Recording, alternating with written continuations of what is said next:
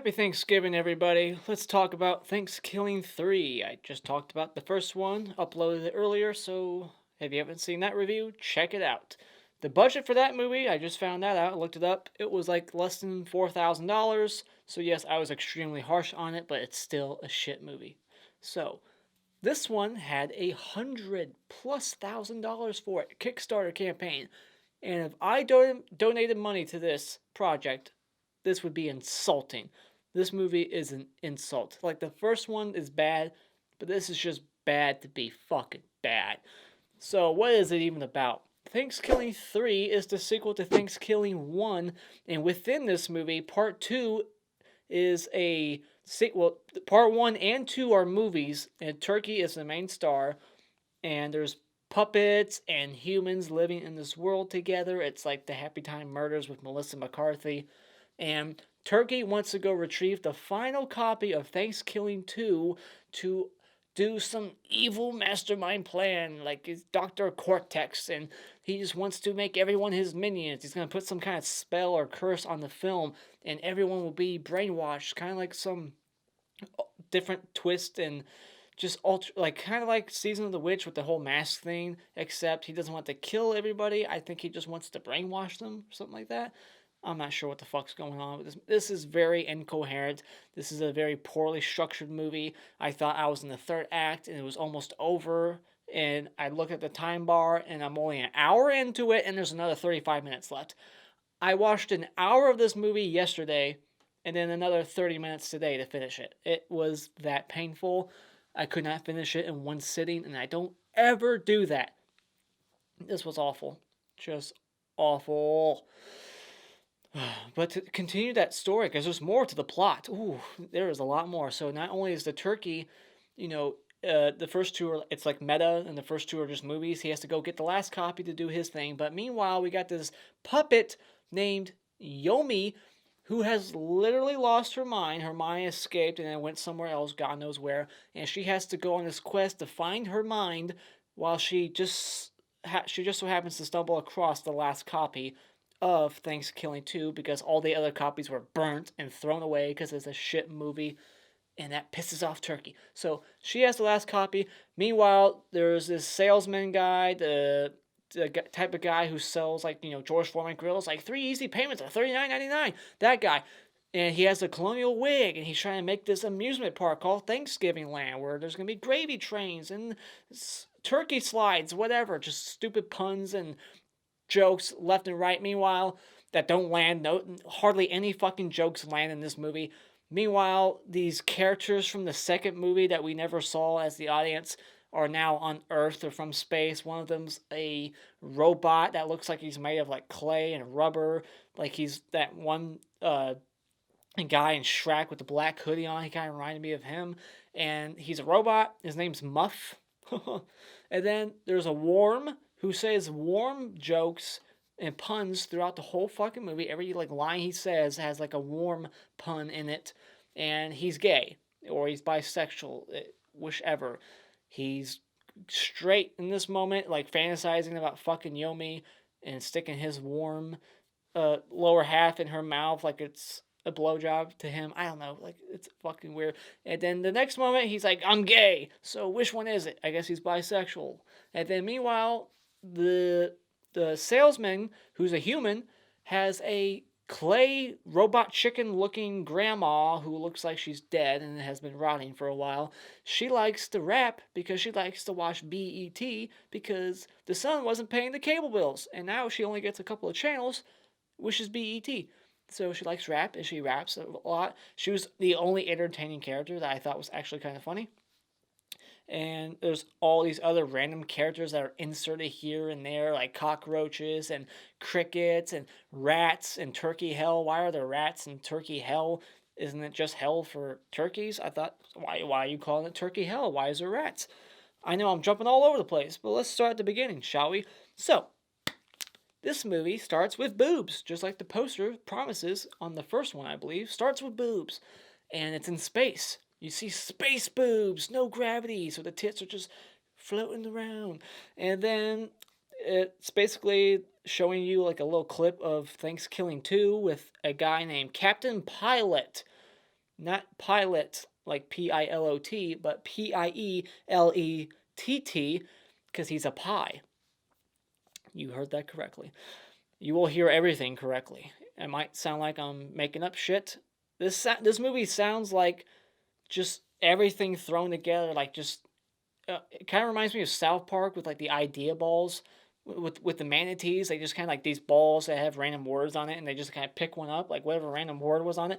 That's how they fucking wrote this script. It makes no sense. Nothing makes sense in this movie.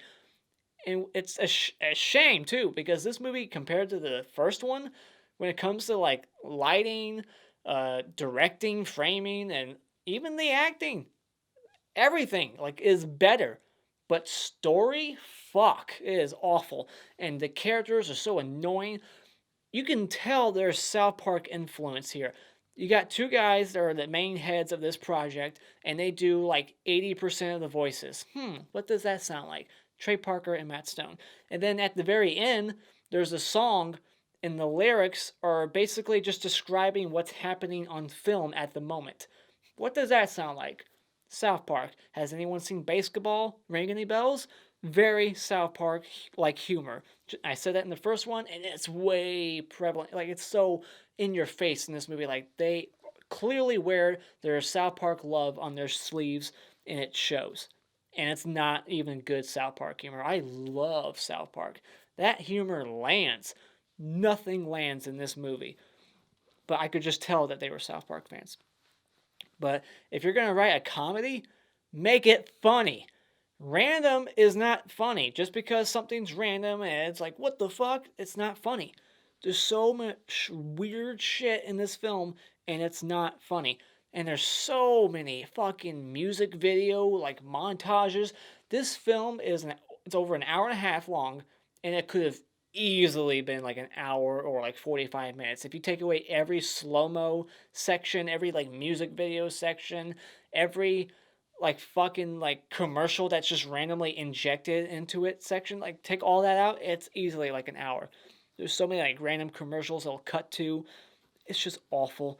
So yeah, after the whole Captain Pilot thing at the beginning, there's dubstep music, and it's like the credits, the opening credits. It looks like a music video, and I will be saying that a few more times because it happens quite a few times in this movie. It starts to look like a music video. We find out that the turkey's 514 years old, so this is about 10 years after the first one, because he was like 505 or 10. I think it was 505.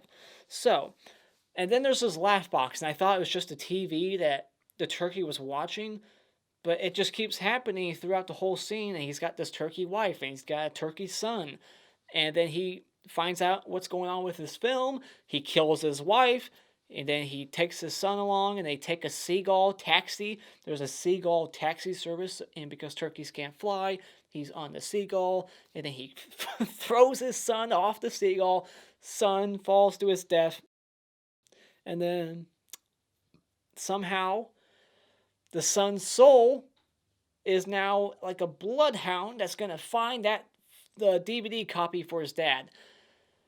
Your dad just killed you. Why are you helping him out in the afterlife? So now the turkey's dead son is helping the dad in the afterlife track down this movie for him, despite the fact that he just murdered him. But he's a fucking brain dead moron, and he's got a squeaky voice that's so annoying. Like, just awful. Like, Towley in South Park, that type of high voice, it's just awful. Ugh. But yeah, the laugh box, I'm glad that was not carried throughout the whole film. If this whole movie had a laugh box, I wouldn't have finished it. I would not have finished it. So thank God that was over. Yeah, then we find the Yomi. She lost her mind. She wakes up in a garbage can, and there's this gray garbage, the talking garbage bag, and he has the copy of ThanksKilling 2 in him, and yeah, you heard that right. There's a character named Greg Garbage, and he's a talking garbage bag. And then some cartoon cat pops up, and then this where it cuts to some weird commercial that's not necessary about a gay cat. I don't understand it. And what else happens? There's a lot here. The seagull taxi service kills the son, and then we find we see the rapping grandma. She's okay. And then these two pilgrims who want to have this like Thanksgiving land theme park. They're sitting around, and one of them's waiting for this spike to come in the mail, like this big old like javelin thing, some just giant like wooden stick with like a butter knife taped to the end of it. It looks really pathetic. And then he goes to the door. I guess at this point he has Yomi, right? I know I'm skipping shit. Yeah, okay. So the security guy who has the spike goes to the front door. He's like, "Oh, I think my big spike's coming today." And then as he's walking to the door, it starts to look like the tunnel to heaven. It's like very bright. And he's like, "Guys, my spike's here." And then boom, cut. He's dead. He's on the floor in like pieces, just strewn about. And the evil turkey's there. He's gobbling on him, and I think he drops like a pun or something. I didn't write it down. And now he has the spike, and then and then Muff and the robot are on Earth. They're looking for the movie too because they know about the turkey's evil plans, I'm guessing. Yeah, they're looking for the movie, and then we get this acid trip music video in the kitchen. This happens quite a few times. So we get the second acid trip music video with all these different color lights. It's in slow mo. You get this upbeat techno music playing. Meanwhile, I guess Yomi's getting attacked by the turkey, and it's awful. It's very awful. And then the pluck master in this guy's kitchen that he designed that killed his family, he says like, this pluck master oven that I created to cook turkeys killed my family. Why do you still have it in your house if it killed your family? And now the turkey oven thing talks. It has like a conscience, and it's like, why haven't you turned me on in so long? You've had me off for 10 years, you bastards. Like, well, you killed my family. That's why you've been off. But he kills the turkey, and at this point, I thought I was at the end. Nope, just 1 hour into it. We got another 35 minutes left. So the main turkey's dead. He gets thrown through the pluck master oven.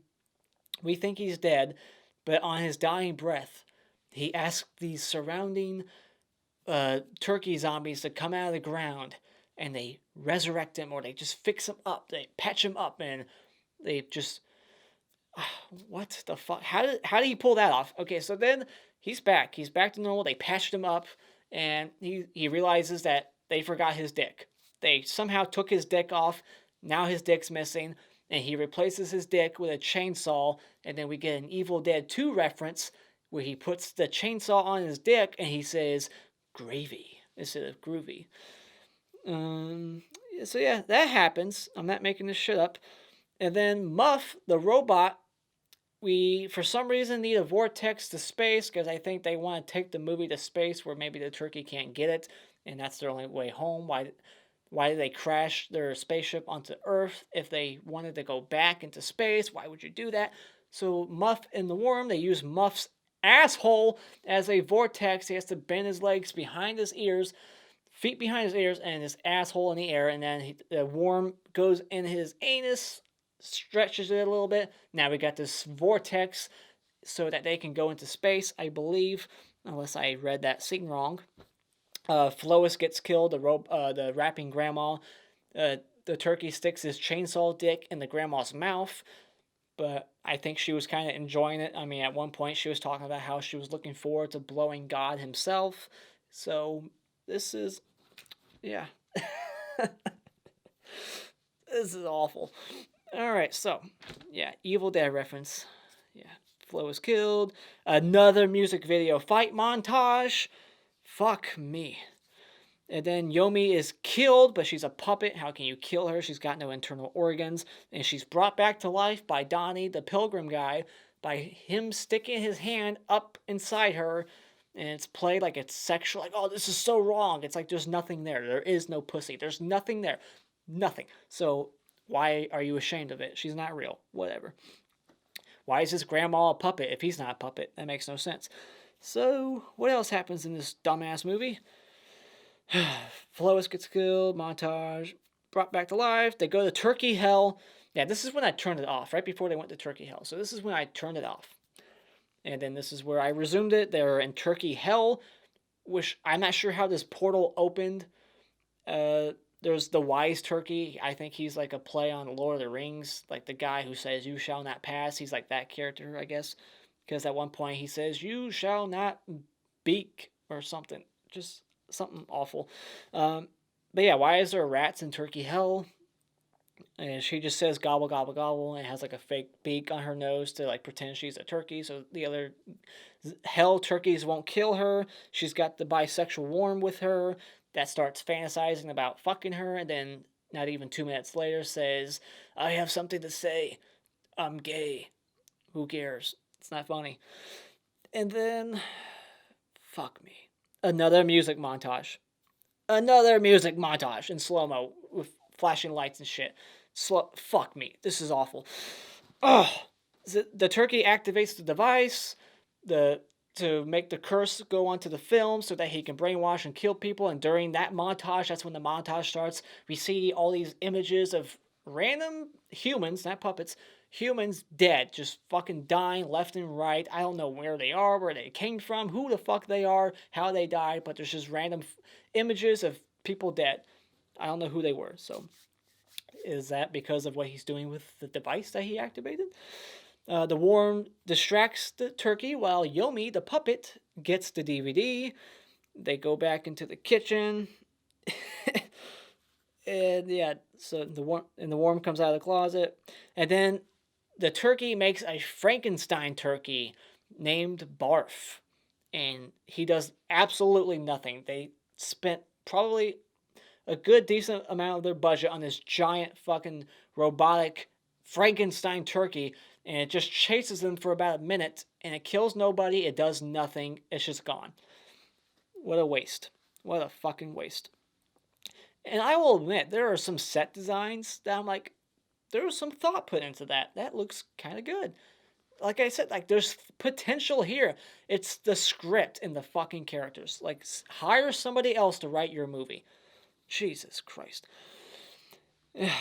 What else happens? The wise turkey comes back. He battles the main evil turkey, and then it turns into like a late 80s, early 90s, like Nintendo arcade game, like pixelated, and like the words at the bottom like appear like one letter at a time, and they're like having this written dialogue, like you know what I mean? Like it's just like text at the bottom, but they're not speaking. I'm not sure where the fuck that came from or why. What the hell? Like I said, just throw anything at the wall, hope it sticks. That's what they did when they wrote this movie. They just had idea balls in a tank, and that's how they wrote this. And then the worm is like somehow the lower half of the worm was ripped off, and he's like dying. But if you know worms, you know that they can kind of like regenerate part of their body back. So it wasn't a surprise when the worm's dead, but comes back to life, and his lower half just regrows, and he's like, "I'm okay." But before that, he like gets squished by the robot. You can't come back from that. So that's bullshit. The muff guy picks up the worm and squishes him, trying to hug him because he's upset that he thinks the worm's dying. But then the worm's back to life. So yeah, this movie's playing it safe. No one's actually dying. No main characters actually die. It's like a fucking Marvel Universe movie, and, unless you count Endgame. And then, so yeah, the worm. And then when characters are dying, the one guy, Jefferson, or the head of security guy who was looking for the spike, who died, every time someone's like dying or does die, when they're going to heaven, he's like looking down, and he's like, "Come to heaven," speaking like slowly and softly. But he hates Yomi. So when Yomi thinks she's dying because she's being strangled by the turkey, he's like, "Oh, hey, Yomi, you want to go to heaven? Too bad. Fuck you. You can't." That's like the only thing that made me laugh. Like that made me laugh. I was like, "Oh shit, that's right. He doesn't like her, does he?" Oh my gosh. They activate the anus vortex once again, and the turkey gets stabbed with a wishbone, and she says, "I wish you'd go fuck yourself." And I thought he was gonna fuck himself literally, but he doesn't. That was a surprise. I thought that's what they would do, but they didn't go that route. His head's just on the floor, and he's like still alive, biting her ankle. And then the son, who's a DVD now, gets the dad turkey into the vortex, and then she lets go, goes into the vortex to go to space, I guess, to get her mind back, because her mind's in space, and her mind, the voice of the mind, is a different voice. Wouldn't it be her voice? Like, that doesn't make sense. Putting logic into this film for some reason. Yeah.